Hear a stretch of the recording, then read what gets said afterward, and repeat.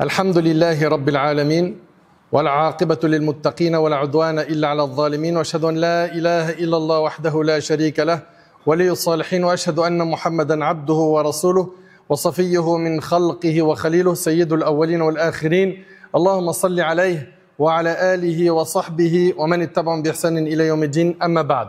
Mes chers frères et sœurs, accrochons-nous à l'adoration après Ramadan. Voilà le sujet de notre khutbah. Subhanallah, hier, nous étions dans ce mois béni, le mois de Ramadan, le mois de la miséricorde, du pardon, le mois de l'affranchissement du feu de l'enfer. Nous avons jeûné par la grâce d'Allah Tabarak wa Ta'ala les jours de Ramadan, nous avons prié la nuit, nous avons lu le Coran, nous avons fourni des efforts et ce mois s'en est allé. Et toute personne qui a fait du bien ou du mal retrouvera cela dans son compte le jour du jugement. Allah Ta'ala il dit فَمَنْ يَعْمَلْ مِثْقَالَ ذَرَّةٍ خَيْرًا يَرَهُ وَمَنْ يَعْمَلْ مِثْقَالَ ذَرَّةٍ شَرًّا يَرَهُ. Quiconque aura accompli le bien fût du poids d'une fourmi le verra, et quiconque aura accompli le mal fût du poids d'une fourmi le verra. Et il en est ainsi, mes chers frères et sœurs, des jours de notre vie.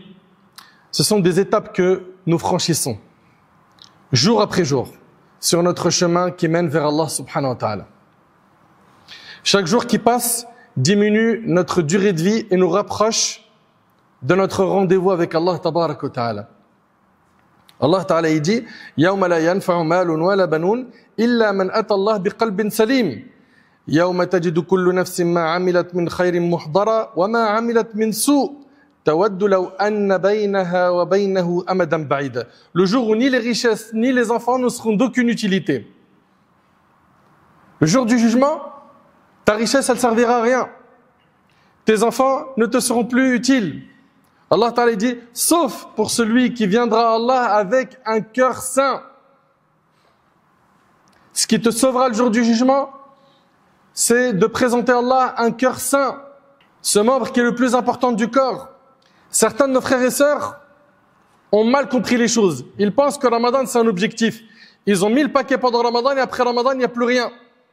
Non, Ramadan n'est pas un objectif, Ramadan est un moyen. C'est un moyen de te ressourcer spirituellement. Tu es comme un avion qui met le plein de kérosène pendant Ramadan pour pouvoir tenir 11 mois jusqu'à Ramadan d'après. Donc ne pensez pas que Ramadan, c'est un objectif. Ce n'est pas un objectif, c'est un moyen. Et certains l'ont bien compris. Et ils sont ressortis de ce mois avec le fait qu'ils ont gagné la récompense de la nuit du destin. Certains, ils ont bien compris cela. Et ils ont gagné comme récompense le fait d'être affranchis du feu de l'enfer. Ils sont ressortis de ce mois en étant pieux. Et toi, tu es ressorti avec quoi? Mes chers frères et sœurs, est-ce que vous trouvez raisonnable, logique, qu'une personne dit à sa femme, prépare ta valise tout de suite, on part dans exactement 4 heures, on part à Dubaï et on restera 10 ans. Le premier réflexe qu'aura cette femme, ça sera quoi? De lui dire, un voyage pour 10 ans? Et tu me l'annonces en me disant il nous reste 4 heures. Mais c'est pas possible, il faut qu'on se prépare. N'importe quel être humain dirait, que ce soit son épouse ou les membres de la famille, on part pas comme ça sur un coup de tête pour 10 ans. Ça se prépare. Mais subhanallah, le voyage de l'âme après la mort, pourquoi est-ce qu'on ne prépare pas ce voyage? Pourquoi est-ce qu'on ne pense pas à la rencontre qu'on aura avec Allah subhanahu wa ta'ala? Est-ce que là tu es prêt de rencontrer Allah si tu meurs tout de suite avec ce que tu as pu faire pendant Ramadan? En es-tu satisfait? Et à la sortie de Ramadan, es-tu ressorti avec des résolutions fermes? T'es-tu amélioré? Es-tu le même à l'entrée et à la sortie de ce mois? Pour le voyage de l'âme après la mort, il y a peu de préparation. Illa man rahima rabbi. Sauf pour ceux à qui Allah fait miséricorde. Mais combien ils sont nombreux à ne pas se préparer? Alors que quand il s'agit de se préparer pour un voyage dans la dunya, ils se préparent, ils oublient rien. Tu regardes sa valise, tu te dis j'ai regardé au moins 5-6 tutos pour ne rien oublier.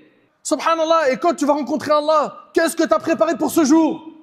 À quoi ressemblait ton mois, le mois de Ramadan? Les gens ils pensent que nous, il nous est demandé de marquer le coup pendant Ramadan et après il n'y a plus rien. Allah Ta'ala a dit au prophète sallam wa'bud rabbaka hatta ya'tiyaka al-yaqin. Et adore ton Seigneur jusqu'à ce que te parvienne la certitude, à savoir la mort. Nous, on ne prend jamais de repos concernant l'adoration d'Allah. Effectivement, tu vas prendre un repos dans l'année, tu vas prendre un mois ou voire plus pour reposer ton corps. Tu vas partir, tu vas aller dans un pays, il fait chaud, te divertir, etc. pour reposer ton corps. Mais l'âme, elle ne connaît pas de vacances. L'âme, elle est sortie de Ramadan, elle doit se retrouver dans un autre bain d'adoration. Tu dois la maintenir. Car nous avons tous un rendez-vous un jour avec Allah subhanahu wa ta'ala, où nous aurons des comptes à rendre sur nos actions. Al-Hassan al-Basri, rahimahullah, a dit, il n'y a pas de terme à l'action du croyant avant la mort.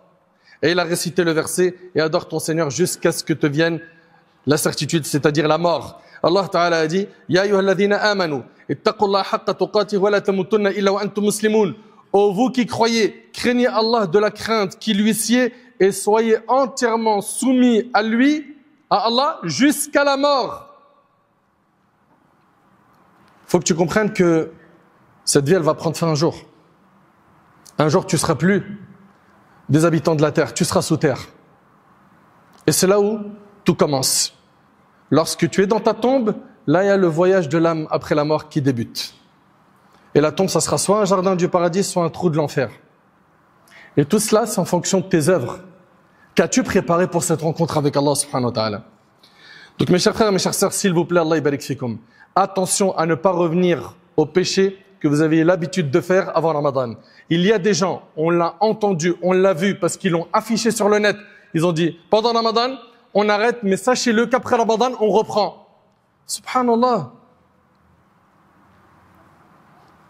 Mais mon cher frère, ma chère sœur,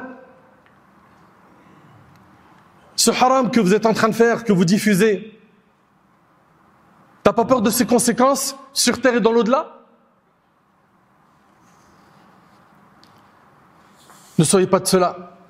Prenez garde à ne pas retomber dans les péchés après ce mois béni. Il est regrettable de voir des gens, malheureusement, faire des efforts que pendant ce mois. Et après Ramadan, il n'y a plus rien. Mais celui que vous adorez pendant Ramadan, c'est le Seigneur des autres mois. Adorez-vous Allah ou vous adorez Ramadan? Celui qui adore Ramadan, Ramadan, ça y est, c'est fini, il est mort. Mais celui qui adore Allah, Allah est vivant, il ne meurt jamais.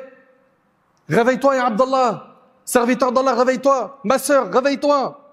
Allah Azza wa Jal nous dit, فَمَنْ ثَقُلَتْ مَوَازِينُهُ فَأُولَئِكَ هُمُ الْمُفْلِحُونَ وَمَنْ خَفَّتْ مَوَازِينُهُ فَأُولَئِكَ الَّذِينَ خَسِرُوا أَنفُسَهُمْ فِي جَهَنَّمَ خَالِدُونَ تَلْفَحُ وُجُوهَهُمُ النَّارُ وَهُمْ فِيهَا كَالِحُونَ. Ceux dont les bonnes œuvres pèseront lourd seront les bienheureux.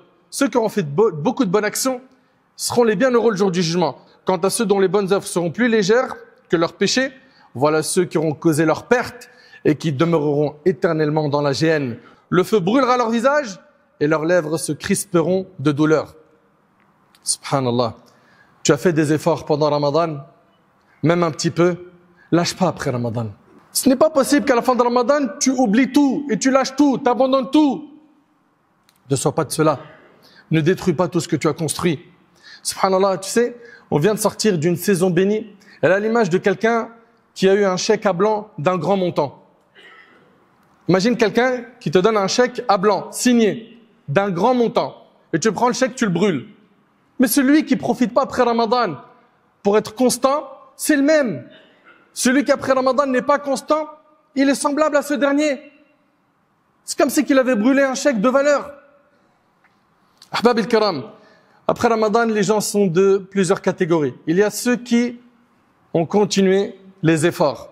Pendant Ramadan, ils ont lu le Coran, ils ont rempli les mosquées, ils ont prié la nuit et alhamdulillah, ils sont constants. À cela, on leur dit félicitations. Vous êtes sur le chemin des pieux prédécesseurs. Les savants disent que parmi les signes qu'Allah a accepté tes bonnes actions, c'est le fait que tu continues à faire des bonnes actions après en avoir déjà fait. Donc toi qui es constant, alhamdulillah, tu es sur une très bonne voie. Par contre, nous avons des gens qui pour eux, jeûner le mois de Ramadan était plus pénible que de porter les montagnes elles-mêmes. Allahu Akbar. C'était un mois pour eux étouffant. Ils n'attendaient qu'une seule chose, c'est le soir pour rompre, et leur plus grand rêve c'était quand est-ce que ce mois va se terminer. Alors que tu es censé normalement te ressourcer dans ce mois pour être quelqu'un de meilleur. Et puis, dans le cas où tu as été négligent, dans le cas où tu n'as pas assuré pendant le mois de Ramadan, ne t'attriste pas, c'est pas trop tard. La miséricorde d'Allah Tabarak wa Ta'ala, elle est immense. Tu peux encore te repentir, te ressaisir. Et tes péchés peuvent être transformés en bonne action si tu te repens sincèrement pour Allah Subhanahu wa Ta'ala. C'est pas trop tard. Chers frères, chères sœurs, faites attention à votre temps libre. Votre temps libre, c'est votre capital, ce que vous avez de plus cher. Et restez constant après Ramadan. Aïcha radhiyallahu anha, la femme du prophète sallam, en décrivant le prophète sallam, elle a dit quand le prophète sallam faisait une bonne action, il la maintenait. Il ne l'abandonnait pas. Aujourd'hui, il va lire beaucoup de pages de Coran pendant Ramadan. Après Ramadan, il n'y a plus rien. Pourquoi? Le prophète sallam, qui est notre modèle, quand il faisait une bonne action, il la maintenait. Également, le prophète sallam a dit les œuvres les plus aimées d'Allah. Subhanallah. Nous qui aimons Allah, normalement, on doit être très attentif quand on entend un hadith comme celui-là. Le prophète sallam a dit les œuvres les plus aimées d'Allah sont celles qui durent dans le temps, même si elles sont minimes. Fais durer les bonnes actions, même si elles sont minimes. Tu avais l'habitude de lire 10 pages de Coran par jour pendant Ramadan, au moins, après Ramadan, 1-2 pages par jour, tu ne descends pas en dessous de ça. C'est ton seuil minimum. Tu avais l'habitude de dire al-afkar, afkar al-sabah ou al-masa, de multiplier le dhikr dans la journée, pareil, tu maintiens le cap. Tu avais l'habitude de faire beaucoup d'aumônes, quasiment tous les soirs pendant Ramadan, coupe pas, essaye chaque semaine de faire une aumône, ne serait-ce qu'avec une petite somme. Mais sois constant. Sois constant. C'est ça le plus important. Allah Ta'ala il dit Man amila salihan fali nafsih wa man asa'a fa'alayha wa ma rabbuka bidhallamin lil 'abid. Quiconque accomplit une œuvre pieuse ne le fait que dans son propre intérêt. Sache-le ça, que les bonnes actions que tu es en train de faire, c'est pour sauver ton âme le jour du jugement. Mais c'est toi qui en tires profit le jour du jugement. Quiconque accomplit une œuvre pieuse ne le fait que dans son propre intérêt et quiconque agit mal ne le fait qu'à son propre détriment. Ton Seigneur n'est point injuste envers ses serviteurs. Allahu Akbar. Allah n'est pas injuste envers nous. Pour terminer, chers frères, chères sœurs, vous qui vous demandez comment faire pour tenir et ne pas faiblir, invoque Allah subhanahu wa ta'ala. Demande-lui qui te donne la force de pouvoir tenir, car sans lui, tu ne pourras rien faire. Avec Allah, tu es capable. Sans lui, tu es incapable. Invoque-le. Ya Allah, guide-moi. Ya Allah, j'ai des faiblesses. Ya Allah, facilite-moi de m'écarter de mes péchés. Ya Allah, améliore ma situation. Accorde-moi la piété. Faites des doigts. Deuxièmement, fais des efforts. Parce que ces efforts que tu vas faire, c'est ça qui va faire que tu vas augmenter ta foi. Fais des efforts. Et plus tu vas augmenter ta foi, plus tu vas avoir une facilité à te détacher du haram. Il y a parmi vous certains qui probablement faisaient des péchés dans le passé.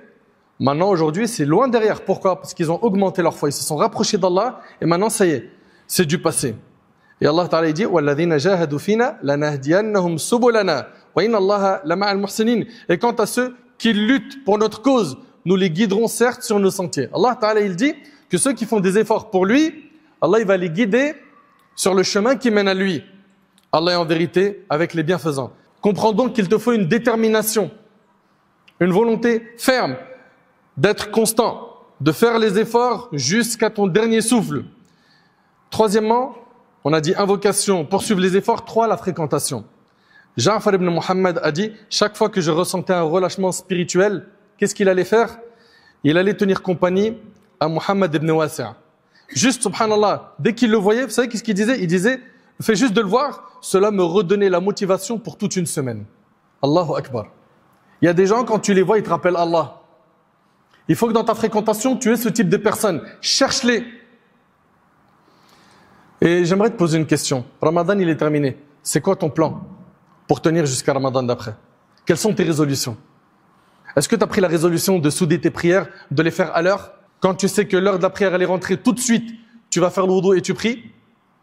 Ça, c'est une résolution. Est-ce que tu as pris la résolution de maintenir un rythme de lecture de Coran et également de l'apprendre? Est-ce que tu as pris la résolution d'apprendre l'ilm, d'apprendre la science religieuse? Est-ce que tu as pris comme résolution de faire les invocations du matin et du soir et de ne jamais les abandonner? As-tu pris comme résolution de faire des jeûnes surrogatoires, de maintenir les liens de famille? Ça, c'est des résolutions. Faut que tu aies pris des résolutions fermes pour tenir après Ramadan. Et pour ce qui est du jeûne, le prophète, alayhi salatu wassalam, dans le hadith rapporté par Muslim selon Abu Ayyub al-Ansari radiyallahu anhu, a dit: celui qui jeûne le Ramadan, puis le fait suivre de 6 jours de Shawwal, sera comme s'il avait jeûné tout le temps. Tu jeûnes le mois de Ramadan, plus les 6 jours de Shawwal, c'est comme si tu avais jeûné tout le temps. Pourquoi? Parce que la bonne action, elle est multipliée par 10. C'est-à-dire 30 plus 6, c'est comme si tu avais jeûné 360 jours. Donc je vous encourage, Inch'Allah, à poursuivre. Puis dans pas longtemps, on va voir le jeûne de Dhul Hijjah. Puis vous avez le jeûne du lundi et jeudi. Puis les 3 jours par mois. Ne coupe pas avec le jeûne. Ne coupe pas avec le Coran. Ne coupe pas avec les prières. Ne coupe pas avec les aumônes. Ne coupe pas avec les adorations. Et ce, jusqu'à ce que tu rencontres Allah subhanahu wa ta'ala. Et sois comme Moussa alayhi salam, qui a dit: à Allah, wa ajiltu ilayka rabbi litarda. Je me suis hâté vers toi, Seigneur, afin que tu sois satisfait de moi. Hâte-toi pour le paradis. Presse-toi pour gagner la satisfaction d'Allah. Bouge. Quand il s'agit de l'euro, quand il s'agit d'un intérêt mondain qui t'intéresse, tu bouges vite.